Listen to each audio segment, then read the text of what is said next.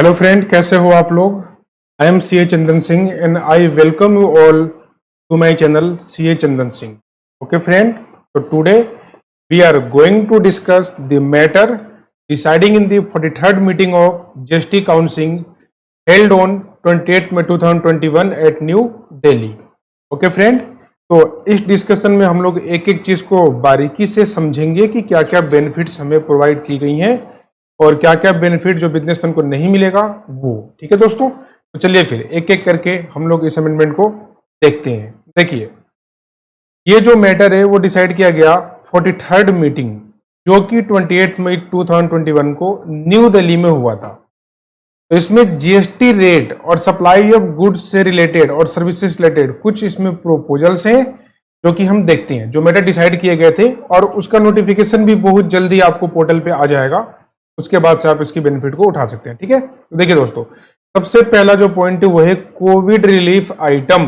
Covid relief item में क्या कि जो हम इंपोर्ट करते थे, इंपोर्ट क्या करते थे कि कोविड रिलेटेड आइटम जैसे कि ऑक्सीजन मंगा रहे हो, ऑक्सीजन कॉन्सेंट्रेटर मंगा रहे हो, और कुछ इक्विपमेंट मंगा रहे हो, हम डायग्नोस्टिक इक्विपमेंट मंगा रहे हो, तो और वैक्सीन वगैरह जो भी हम मंगाते थे, तो उस पे क्या था कि आईजीएसटी से फुल एग्जेम्पशन पहले से ही दिया गया था। ठीक है, तो उस पे तो आईजीएसटी का पूरा एग्जेम्पशन था ही था, चाहे उसको आप भले ही पेमेंट बेसिस पे ही क्यों ना इंपोर्ट करो, गवर्नमेंट को डोनेट करने के लिए या फिर गवर्नमेंट के रिकमेंडेशन पे स्टेट को देने के लिए। ठीक है, तो ये जो एग्जेम्पशन है दोस्तों, ये एग्जेम्पशन वैलिड कब तक रहेगा? ये वैलिड रहेगा 31 अगस्त 2021 तक।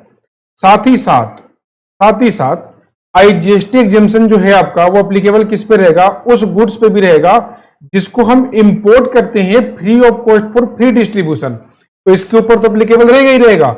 और इसको भी एक्सटेंड किया गया 31 अगस्त 2021 तक। अब यहां पर देखो एक मिस्टेक है गवर्नमेंट का, it may be mention that.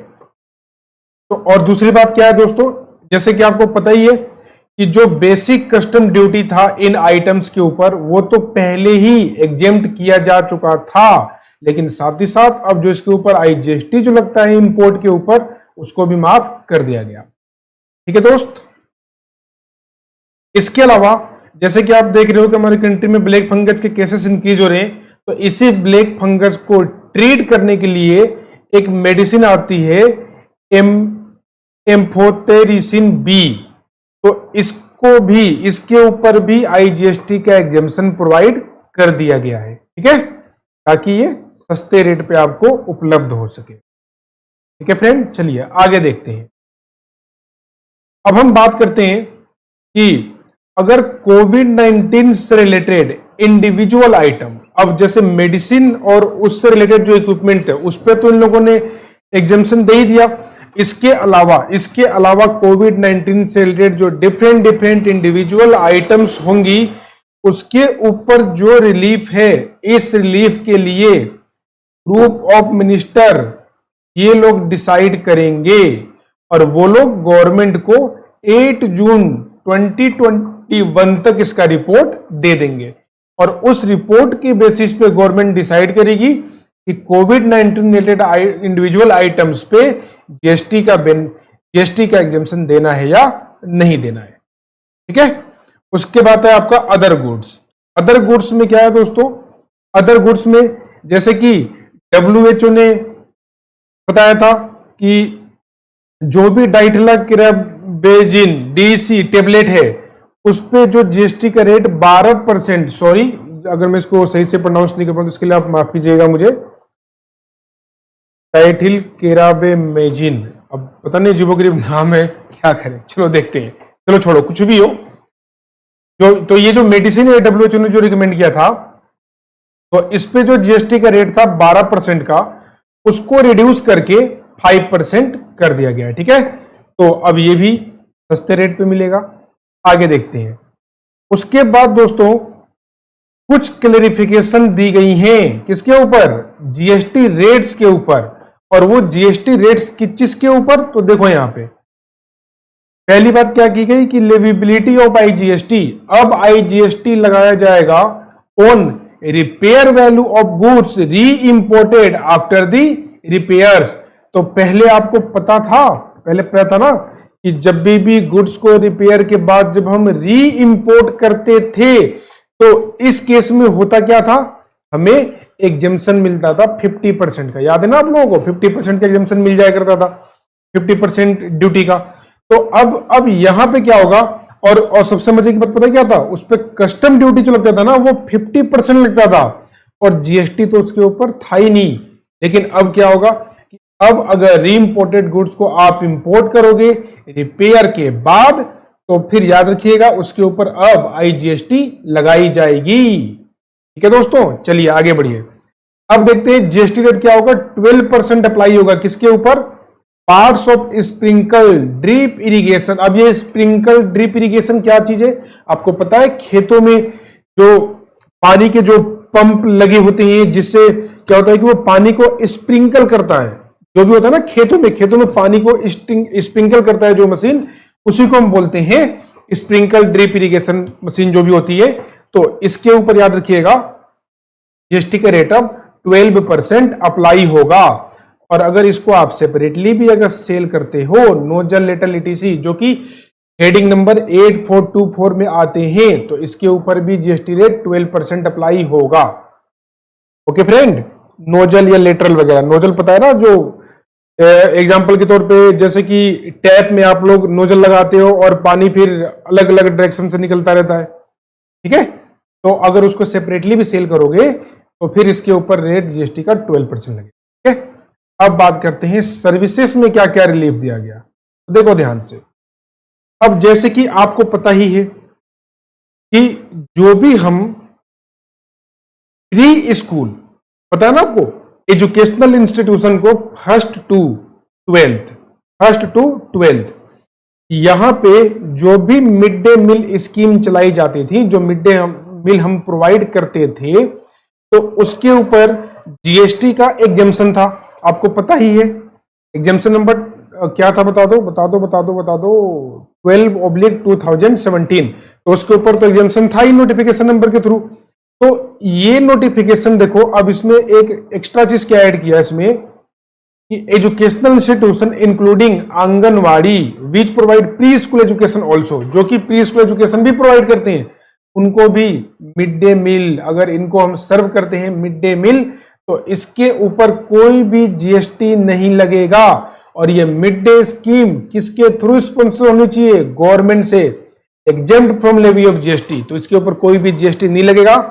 अब दूसरी बात इसमें क्या ऐड की गई कि भले ही ये जो मिड डे मील सप्लाई आप लोग करते हो, तो ये सप्लाई करने के लिए इसकी जो फंडिंग आपके पास जो आती है, वो फंडिंग चाहे आपके पास गवर्नमेंट ग्रांट के थ्रू आ रही हो या फिर सीएसआर एक्टिविटी के अंदर कॉर्पोरेट डोनेशन के थ्रू आ रही हो, तो भी तो ये मैटर नहीं करेगा कि इसके लिए फंडिंग आपको गवर्नमेंट ग्रांट के थ्रू मिला या कॉर्पोरेट के थ्रू मिला है सीएस एक्टिविटी के अंदर, बिल्कुल स्ट्रेट फॉरवर्ड एग्जेम्पशन आपको दे दी जाएगी मिड डे मील में। ठीक है, चलिए आगे बढ़ते हैं। अब ये भी आपको पता होगा, पता तो है ही, क्या पता है, पता तो होगा ही कि एजुकेशनल चीजों पे भी काफी ज्यादा एग्जेम्पशन है। जैसे कि हम एग्जाम वगैरह कंडक्ट करवाते हैं, तो इस एग्जाम कंडक्ट के ऊपर जो फी चार्ज किया जाता है, उस फी के ऊपर कोई भी जीएसटी नहीं होता है। तो इसके अंदर देखो क्या ऐड किया गया, ध्यान से देखिए। To clarify this service provided by way of examination including entrance examination, चाहे आप एग्जामिनेशन कंडक्ट करवाओ चाहे एंट्रेंस एग्जामिनेशन करवाओ, where fee is charge for examination by national board of examination, और जहां पे फी किसके द्वारा चार्ज किया जाता है, नेशनल बोर्ड एग्जामिनेशन के द्वारा या फिर सिमिलर सेंट्रल और स्टेट एजुकेशनल बोर्ड। जैसे कि हरियाणा, जैसे हमारे हरियाणा की बात करते हैं तो हरियाणा में क्या है, एचबीएससी हो गया, सेंटर की बात करें तो सीबीएसई हो गया। तो ये लोग चाहे एंट्रेंस फी ले चाहे एग्जामिनेशन के लिए फी ले, तो यहां के ऊपर आप लोग ध्यान रखिएगा, उसके ऊपर कोई भी जीएसटी नहीं है। और इससे रिलेटेड अगर इनपुट सर्विसेज भी लोगे, इनपुट सर्विसेज भी अगर हमने लिया, तो उसके ऊपर भी कोई जीएसटी नहीं है। एग्जाम्पल के तौर पे, अब इस एग्जाम को जब आप कंडक्ट करवाओगे तो अदर सर्विस प्रोवाइडर की भी तो हेल्प आपको लेनी पड़ेगी। तो वो अदर सर्विस प्रोवाइडर जो होंगे वो इन इंस्टीट्यूशन के लिए इनपुट सर्विस हो जाएगा वो, तो वो इनपुट सर्विस जो होगा उसके ऊपर भी कोई जीएसटी नहीं है। क्या फ्रेंड, चलिए आगे बढ़ते हैं। नेक्स्ट आपका क्या आता है, ये तो आपको पता ही है कि लैंड ओनर प्रोमोटर में क्या होता है कि यहां पे हम क्या करते हैं कि जो अपनी जमीन होती है वो जमीन हम बिल्डर को देते हैं। बिल्डर क्या करता है, बिल्डर उसके ऊपर फ्लैट बनाता है, फ्लैट बना के एक पोर्शन अपने पास रखेगा, बाकी का पोर्शन कैश कंसिडरेशन के साथ में वो लैंड ओनर को दे देता है। तो यहां पे आप लोग ध्यान रखिएगा, यहां पे जीएसटी अब लगा दिया गया है। देखो ध्यान से क्या कहता है, ये कहता है to make appropriate changes in the relevant notification for explicit provision to make it clear. क्या clear, the land owner promoter could utilise credit of GST charged to them by developer, promoter, inspector of such apartment that are subsequently sold by the land promoter and on which GST is paid। मतलब आया समझ में आपको, नहीं आया समझ में? देखो ध्यान से, जो लैंड प्रोमोटर होते हैं जब वो लैंड ओनर को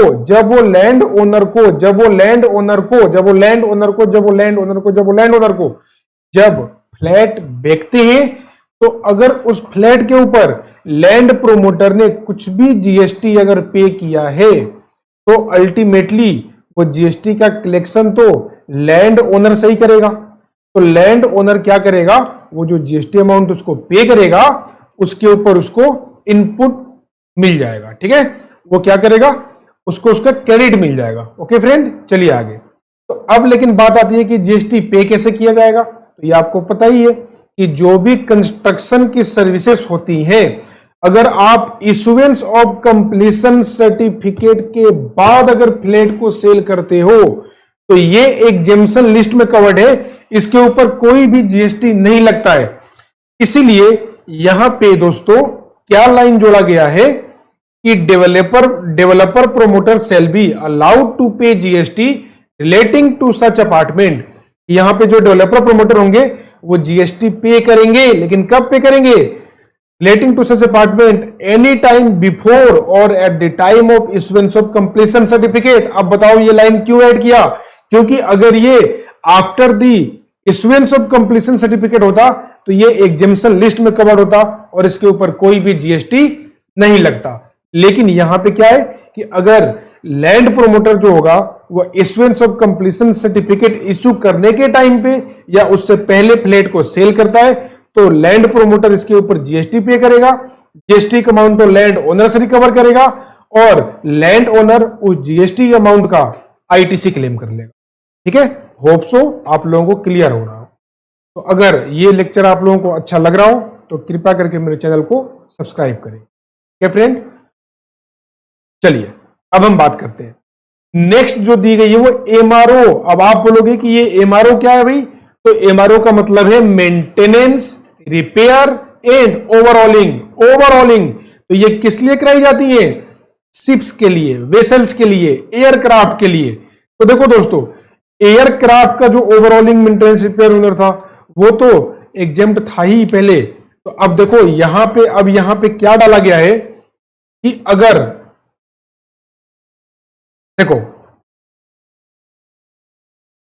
तो जो सेम बेनिफिट जो था MRO unit of aviation sector 2, MRO unit of ship vessel so as to provide level playing field to domestic shipping MRO. तो देखो अब यहां पे क्या होगा ना कि जो शिप से रिलेटेड, वेसल से रिलेटेड जो एमआरओ की सर्विसेज होंगी वो इंडियन बिजनेसमैन भी करेगा। तो इंडियन यूनिट को, ताकि वो कंपिटेंट हो सके नेक टू डोमेस्टिक शिपिंग वर्ल्ड, किसके कंपिटेंट हो सके दोस्तों,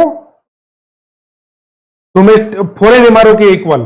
तो फॉरेन एमआरओ के साथ वो कंपीट कर पाए। तो इसीलिए यहां पे क्या किया गया, जो एमआरओ सर्विसेज के ऊपर जो चार्ज किया जाएगा शिप वेसल्स के रिलेशन में, जो जीएसटी रेट पहले 18% था वो कर दिया गया 5%, जिससे कि मैक्सिमम लोग अब आकर के इस सर्विसेज के अंदर अपने काम को स्टार्ट कर सके और साथ के साथ वो फॉरेन एमआरओ से नेक टू नेक फाइट कर सके। ठीक है, तो इसके लिए जीएसटी रेट यहां पर 18% से घटा करके 5% कर दिया गया। ठीक है दोस्तों, अब बात आती है कि चलो जीएसटी रेट तो कर दिया, लेकिन लेकिन बात आती है कि प्लेस ऑफ सप्लाई क्या होगा, what will be the place of supply. तो याद रखिएगा, place of supply of business to business supply of MRO service in respect of vessel would be location of recipient of service.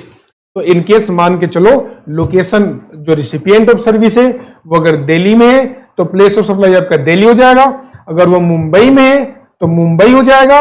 और इसी तरीके से याद रखिएगा, अगर location of recipient of service अगर बाहर हुआ, बाहर, तो उसका प्लेस ऑफ सप्लाई क्या होगा, आउटसाइड द इंडिया। अब ये टैक्सेबल टेरिटरी से बाहर हो जाएगा और टैक्सेबल टेरिटरी से बाहर होते ही इसके ऊपर जीएसटी का कोई भी ऑब्लिगेशन नहीं होगा। चलिए आगे बढ़ते हैं। ठीक है दोस्तों, होप सो क्लियर हुआ आप लोगों को। अब देखिए नेक्स्ट आइटम क्या आता है।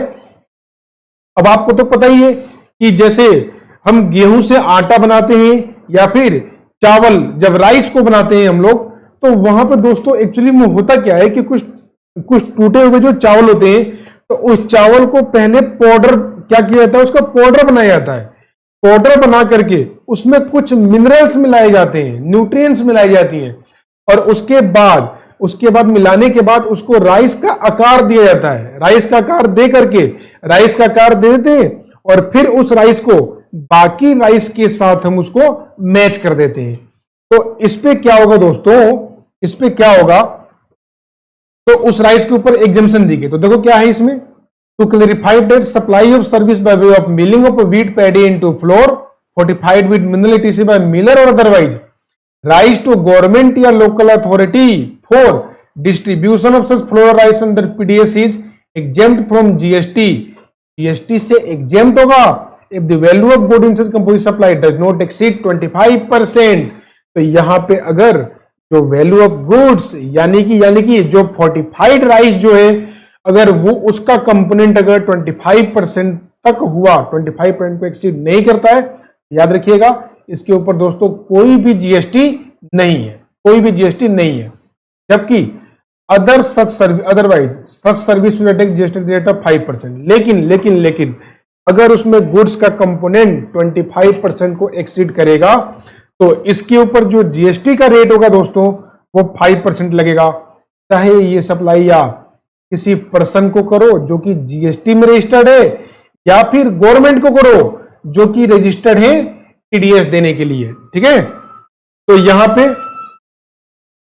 पे दोस्तों याद रखिएगा, जो भी पर्सन रजिस्टर्ड है टीडीएस पे कर, जो होता है ना कि गवर्नमेंट कंपनियों को जो हम सप्लाई करते हैं तो वो क्या करते हैं, सप्लाई पे टीडीएस काटते हैं। तो अगर कोई गवर्नमेंट कंपनी है जो कि टीडीएस काटने के लिए, डिडक्टर ऑफ टीडीएस के लिए अगर वो रजिस्टर्ड है, तो ऐसे लोगों को भी अगर हम सप्लाई करते हैं दोस्तों, और वो भी कब, जब गुड्स की वैल्यू 25% को एक्सीड कर जाती है, तो यहां पे जीएसटी का रेट 5%। ठीक है, समझ में बिल्कुल आ रहा होगा। चलिए आगे बढ़ते हैं दोस्तों। आगे क्या बोलता है कि अगर एन्यूटी पेमेंट रिसीव्ड होता है as deferred payment for construction of the road, क्या मतलब हुआ, बता दो। देखो जब हम कंस्ट्रक्ट करते हैं ना दोस्तों, जब हम रोड को कंस्ट्रक्ट जब करवाया जाता है कॉन्ट्रैक्टर के थ्रू, तो यहां पे पेमेंट हम पार्ट्स में करते हैं, डेफर्ड बेसिस पे करते हैं। तो याद रखिएगा इसके ऊपर जीएसटी पेएबल होगा, क्यों पेएबल होगा, क्योंकि जो बेनिफिट जो था ना एग्जम्पशन का, वो किस एन्युटी से, वो उस एन्युटी से है जो कि पे किया जाता है for services by way of access to road और ब्रिज। तो इसका मतलब देखो, जब रोड या ब्रिज को जब आप लोग दोस्तों जब एक्सेस करोगे, तो एक्सेस करते समय हमें चार्जेस देनी पड़ती है, बोलो हाँ या ना, देनी पड़ती है ना। तो अगर उस चार्ज से रिलेटेड कुछ एन्युटी हुआ तो उसके ऊपर एग्जम्पशन है, लेकिन deferred payment construction of road के लिए अगर हम करते हैं तो याद रखिएगा यहां पे जो भी एन्युटी पेमेंट रिसीव होगा उसके ऊपर जीएसटी लग जाएगा। ठीक है फ्रेंड।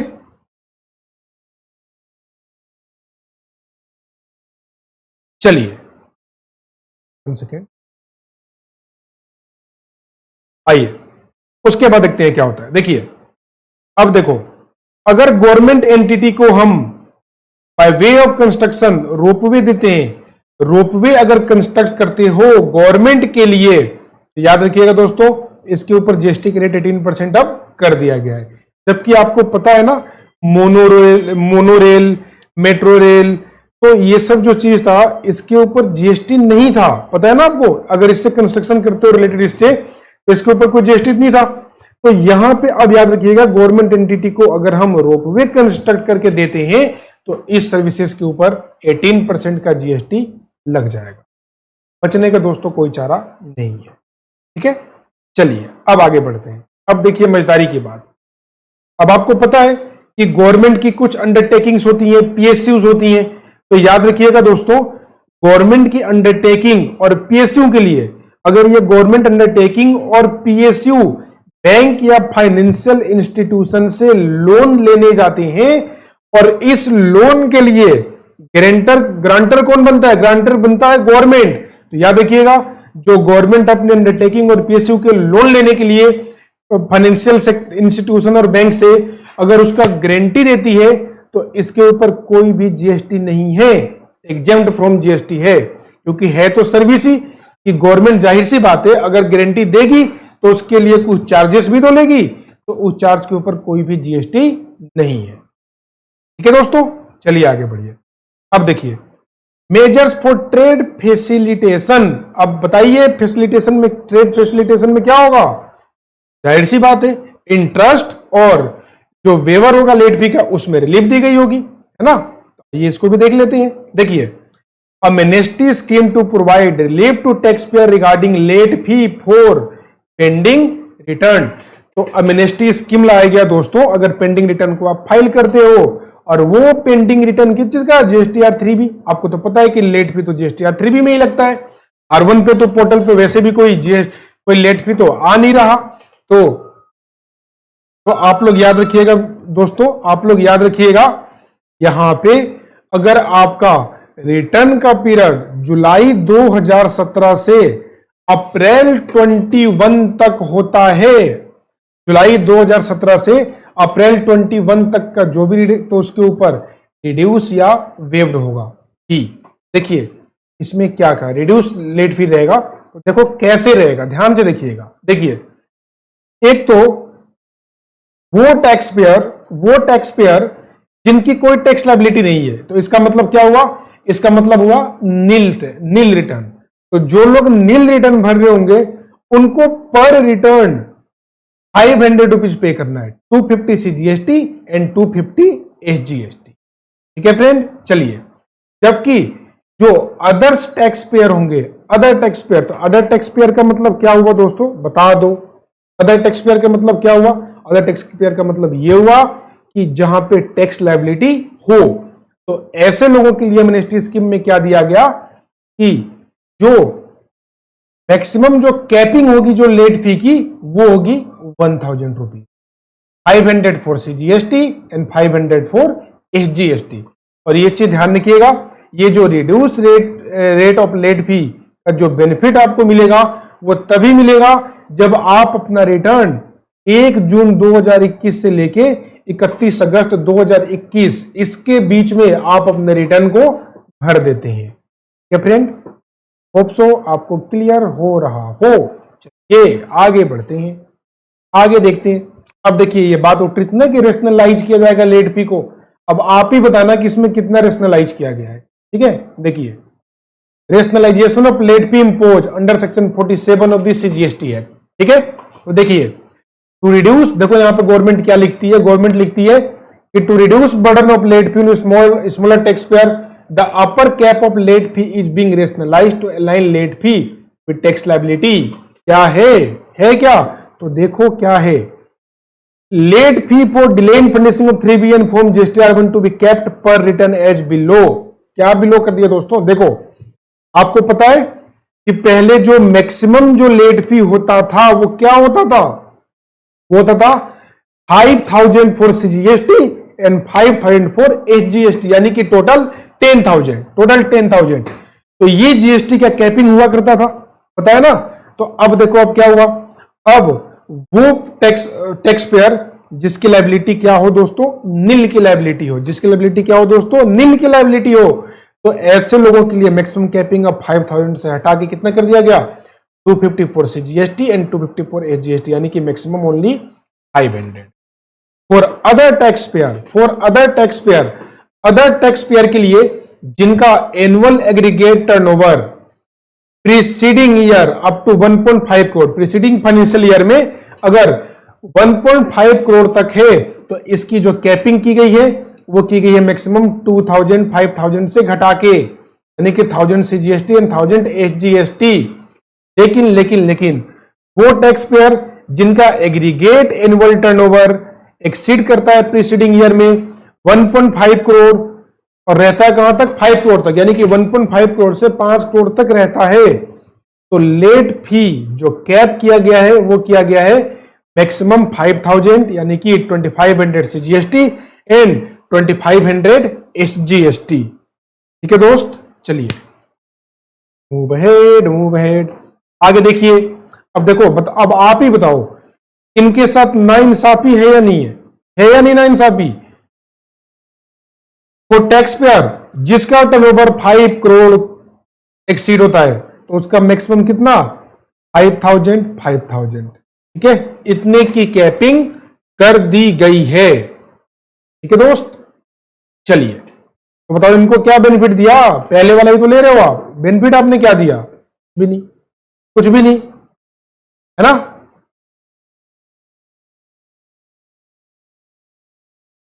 चलिए आगे बढ़ते हैं। होम GST R4 पता है ना किसके लिए होता है, कंपोजिशन टैक्स पेयर के लिए। तो इनके लिए भी लेट फी की जो कैपिंग की गई वो कितनी की गई, 250, यानी कि 500, 250 CGST 250 GST पर रिटर्न इफ टैक्स लायबिलिटी नील। अगर टैक्स लायबिलिटी इनका क्या हो, नील हो, लेकिन टैक्स लायबिलिटी अगर क्या था, 1 सेकेंड,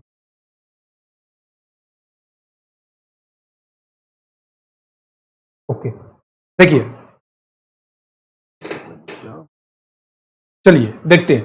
तो देखिए अगर टैक्स लायबिलिटी नील है तो फिर 500 रुपीज 250 CGST, ठीक है। लेकिन अगर टैक्स लायबिलिटी आया तो इनका जो लिमिट है ना वो लिमिट कितनी है, 2000 रुपीज है, 1000 CGST एंड 1000 SGST पर रिटर्न फॉर अदर्स। ठीक है फ्रेंड, चलिए अब आता है फॉर्म GSTR7। अब आप बोलोगे कि फॉर्म GSTR7 किस चीज का है, दोस्तों जो गवर्नमेंट कंपनी TDS काटती हैं उनको फॉर्म GSTR7 भरना होता है।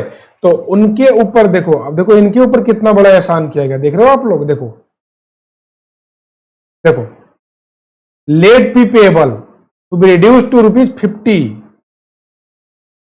कितना लेट फी रिड्यूस कर दिया गया, 50 रुपीज, 25 CGST एंड 25 SGST। और कैपिंग कितनी कर दी गई इनके लिए, कैपिंग कर दी गई 2000 की, 5000 से घटा के 1000 CGST एंड 1000 SGST। देख रहे हो ना कितना बेनिफिट, खुद को बेनिफिट दबा के दो और बिजनेसमैन को बेनिफिट बहुत ही कम दो। देख लीजिए आप लोग।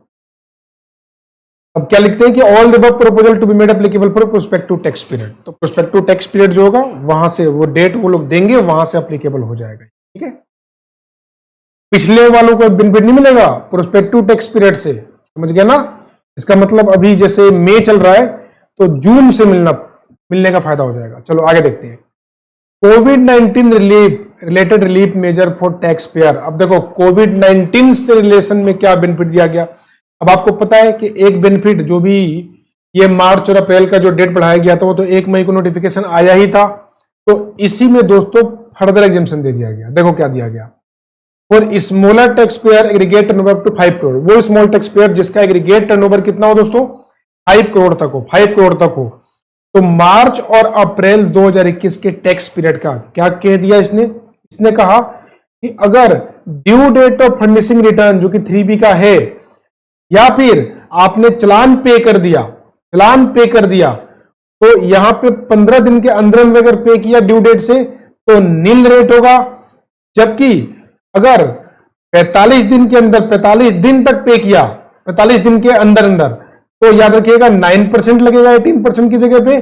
और फॉर 45 दिन 30 days for March 2021 and April 20 respectively. इसका मतलब क्या कहता है कि अगर 15 दिन के अंदर अगर आप पे कर देते हो मार्च और अप्रैल के ड्यू डेट से तो नील रेट होगा।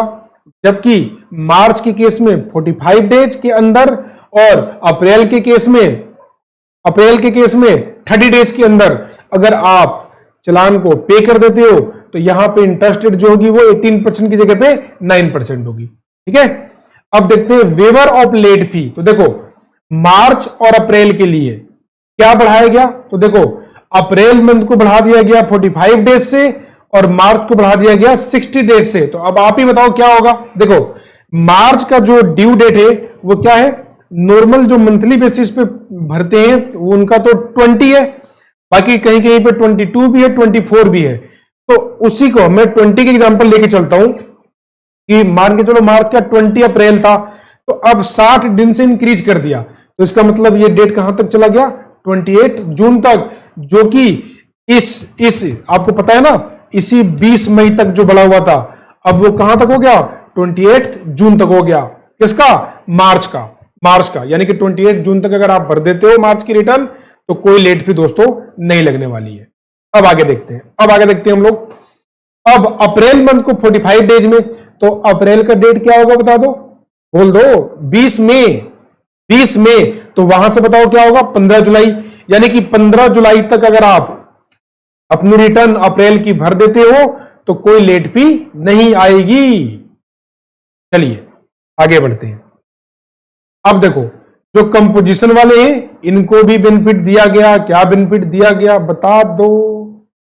देखो 15 दिन के अंदर अगर भरते हो ड्यू डेट से दोस्तों तो नील रेट, और अगर 45 दिन के अंदर भरते हो तो यहां पे 9%। ठीक है, अब आता है for May to 2021 tax period. तो 2021 के टैक्स पीरियड के लिए क्या बताया गया, तो देखो वो तो आपको पता ही है, जीएसटीआर 3B एचपी चालान अगर आप पे कर देते हो तो 15 दिन के अंदर अंदर अगर पे करते हो ड्यू डेट से तो नील रेट लगेगा। जबकि अगर 15 दिन के बाद अगर आप पे करते हो, यानी कि मई का क्या होगा बताओ, 28 जून होगा ना, 28 जून होगा, तो इसका मतलब अगर 5 जुलाई तक अगर आप पे करते हो तो नील, और 5 जुलाई के बाद अच्छा ये क्या है, मई है ना, तो मई का जून होगा, हाँ ठीक है, 5 जुलाई के बाद अगर आप पे करते हो याद रखिएगा 9% का इंटरेस्ट लग जाएगा फर्दर 15 डेज। ठीक है ना, चलिए अब देखते हैं लेट फी में क्या फायदा दिया गया। Waiver of late fee for delay in processing return in form GSTR 3B for 30 days from the due date, यानी कि 20 जून होता है तो 20 जून से बढ़ा के क्या कर दिया गया, 20 जुलाई कर दिया गया। तो मई का डेट दोस्तों बढ़ा करके किया जा चुका है 20 जुलाई। तो 20 जुलाई तक अगर आप अपने 3B को भर देते हो तो वहां पे कोई भी लेट फी नहीं आने वाली है, दोस्तों नहीं आने वाली है। ठीक है, अब देखते हैं for large tax payer aggregate turnover more than ₹5 crore. तो देखो लार्ज टैक्स पेयर के लिए क्या बेनिफिट दिया गया दोस्तों, कि अगर 15 दिन तक पे कर देते हो तो इंटरेस्ट रेट 9%। ठीक है, बस यही बेनिफिट है, देख रहे हो ना, नील नहीं है। 15 दिन में अगर पे करते हो तो नील नहीं है, बड़े टैक्स पेयर के लिए 9% है, और 15 दिन के बाद अगर पे करते हो तो फिर 18%। तो आप ही बता दो बड़े बिजनेसमैन को क्या बेनिफिट दिया इन लोगों ने, कुछ भी नहीं, बेकार की बातें। आगे देखो waiver of late fee for delay in processing return in form GSTR 3B for the tax period of May 2021 for 15 days from the due date of furnishing GSTR 3B। अब 3B में भी देखो क्या एहसान किया इन लोगों को, क्या एहसान कर दिया, अगर 15 दिन के अंदर अगर आप भरते हो तो लेट फी नहीं लगेगा, और 15 दिन के बाद अगर भरते हो तो लेट फी लग जाएगा। तो बता दो बड़े टैक्स पेयर को क्या बेनिफिट दिया गवर्नमेंट ने, कुछ भी नहीं दिया। तो अगर अब आप ही बताओ, अगर गवर्नमेंट को रेशनलाइज ही करना था तो आप स्मॉल बिजनेस से लेके बड़े बिजनेस तक सबको रेशनल करते ना, तब तो दिखता कि हाँ आप सच में बेनिफिट दे रहे हो। तो बेनिफिट क्या दे रहे हो, कुछ भी नहीं। आगे देखते हैं सर्टेन अदर कोविड-19 related relaxation to be provided such as, क्या है दोस्तों बता दो। तो देखो मई मंथ का जो GST-R1 है ना दोस्तों, उसको 15 दिन से बढ़ा दिया गया, ठीक है। उसके बाद जो GST-R4 का जो 2021 फाइनेंशियल ईयर 2021 का GST-R4 पता है ना आपको, एनुअल हो चुका है ये। तो जो एनुअली जो था GST-R4 कंपोजिशन वालों का, का डेट बढ़ा करके 31 जुलाई कर दिया गया है, जो कि पहले क्या था बता दो, पहले क्या था मई। अब उसको बढ़ा क्या कर देंगे 35 जुलाई। अब आता है extension of due date of filing ITC four input tax credit for quarter ending March 21 to 30 June 2021। तो यहां पे दोस्तों क्या हो गया, 30 जून 2021 तक बढ़ा दिया गया। ठीक है, उसके बाद जो कुमुलेटिव एप्लीकेशन ऑफ रूल 36(4) का availing ITC for tax period April May June in return for period June 2021 है ना। तो अप्रैल मई और जून दोनों का बढ़ा करके, ठीक है, उसको भी क्या कर दिया गया, बढ़ा दिया गया। Cumulative application ITC for the tax period April May June. तो वहां पे जो भी एप्लीकेशन जो भी हम लगाते थे वो कुमुलेटिव बेसिस पे होगा, अप्रैल मई और जून का, याद रखिएगा आप लोग। उसके बाद जैसे कंपनी को इन लोगों ने अलाउ किया था ईवीसी के थ्रू, याद रखिएगा उस ईवीसी को 31 अगस्त 2021 तक बढ़ा दिया गया है। ठीक है, उसके बाद relaxation under section 168 of GST act, जो जीएसटी के जो ऑफिसर्स होंगे, ऑफिसर्स जो हैं उनका जो टाइम लिमिट था, टाइम लिमिट उसको बढ़ा दिया गया। कैसे, 15 अप्रैल से बढ़ा के क्या कर दिया गया 19 जून to extended up to 30 June 2021, उसको 30 जून 2021 तक बढ़ा दिया गया। ठीक है, सब्जेक्ट टू सम एक्सेप्शन। अब एक्सेप्शन जो होगा वो तो बाद में ये लोग बताएंगे ही बताएंगे क्या एक्सेप्शन से, आगे देखते हैं। ठीक है, चलिए आगे देखते हैं।